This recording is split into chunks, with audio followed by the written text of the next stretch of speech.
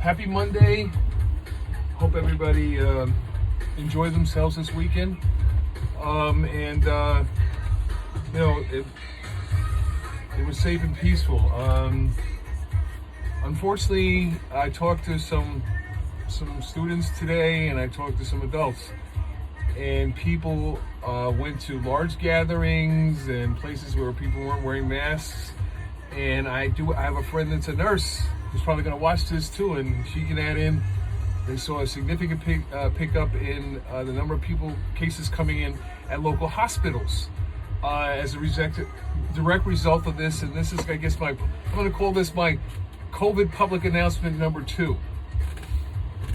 And basically, the announcement includes the fact that we're at least 16 months away from being on the other side of peaking.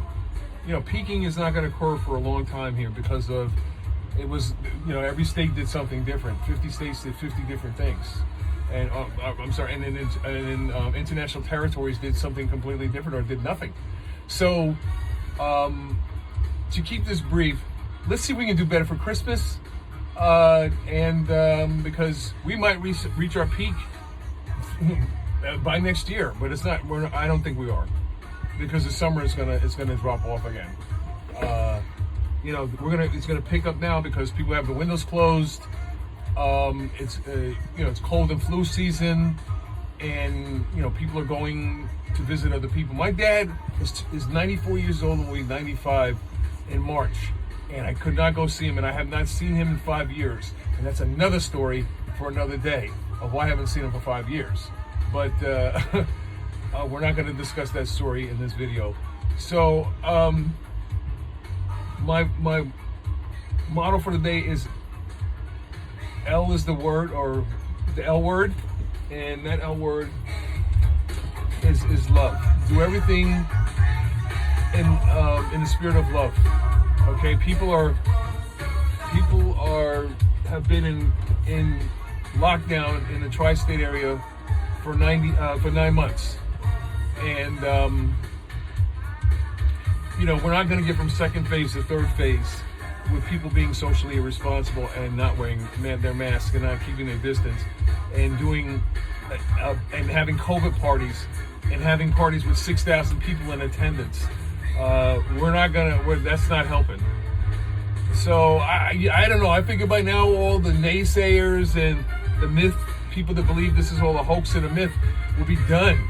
Why would China build 4 huge hospitals to perpetuate a myth or a hoax? They did it right. They built extra hospitals. They made people stay home if they tested positive. You had to stay in the house. If you didn't, they drew a white box in front of your house and made you stand in it and put tape over your mouth and a sign that said, if you move out of the box, call the cops, because you were violating an order.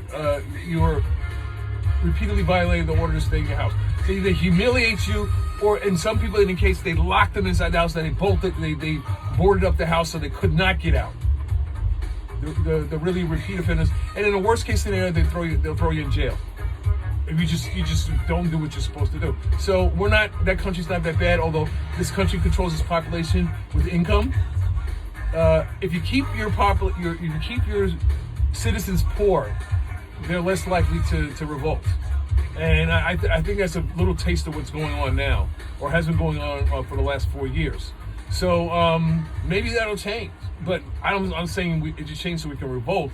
I'm saying we should have guaranteed minimum income here.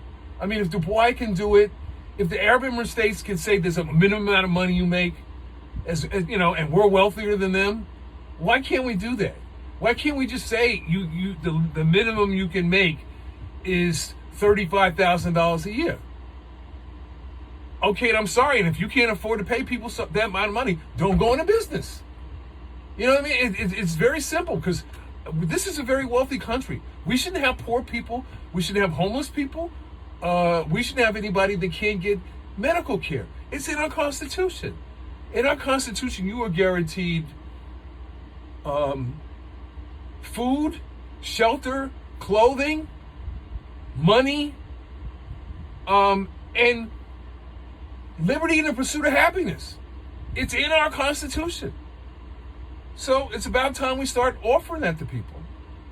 You know, if you are a citizen of this country, you should get everything you're entitled to. So maybe with some new administration in, and maybe if the Congress would wake up and, you know, stop worrying about getting reelected and actually do some work, you know, we'll get something done. Well, we've got to fix the stuff that was broken the last 4 years, but, you know, that shouldn't take but so long if people cooperate. Because we've got a stimulus bill that's been sitting since Memorial Day. The House of Representatives approved the second stimulus bill before Memorial Day, in May. And now it's almost December. So what does that tell you about the people that were in office? Okay? I don't know. Depends on who you are, what that tells you. But, you know, that tells me that the people that were doing the accounting and the financing dropped. Their eye was not on the ball. They dropped the ball on this. This last administration dropped the ball in economics, for sure. They get an F from me in economics. All right, so that's the title of this video. So the title of this video is my COVID update is this country gets an F in economics. Okay, because the economics of this, people are complaining about the loss of money and businesses going dark for good. If we had shut down everybody for 30 days, we'd be on the other side of this by now. Every state had shut down for 30 days. We would be done with this by now. If you'd done it in March. But that's not what happened. So, what can I tell you? Until we have a coordinated effort to attack and fight this, there's going to be some problems. Oh, and I think Joe Biden did the exact same thing that Barack Obama did, and all of his advisors are women. I think that's brilliant. And I'll tell you why in another video. But I think that the Biden having his advisory staff be all women, I think that's Obama had the same thing. There's a picture on the internet of all the women that work for Barack Obama, and I'm sure they're going to have a picture for Joe Biden for all the women. That his whole team is women, and there's a good reason for that. But I won't explain it. It would make this video too long. Maybe if I go live, I'll get into stuff like that. I got a whole book of stuff. I keep a daily journal, and then I have a large master journal as well, because when I have these aha moments, I write it down. Or I have things that make you go home, like Arsenio used to say. That's when I write that stuff down, you know, so I won't forget it. And then I'm going to ask you at some point. But be careful what you ask for. I'll leave it out on this. You have to ask the right questions if you want to get the truth, and I'll leave it at that.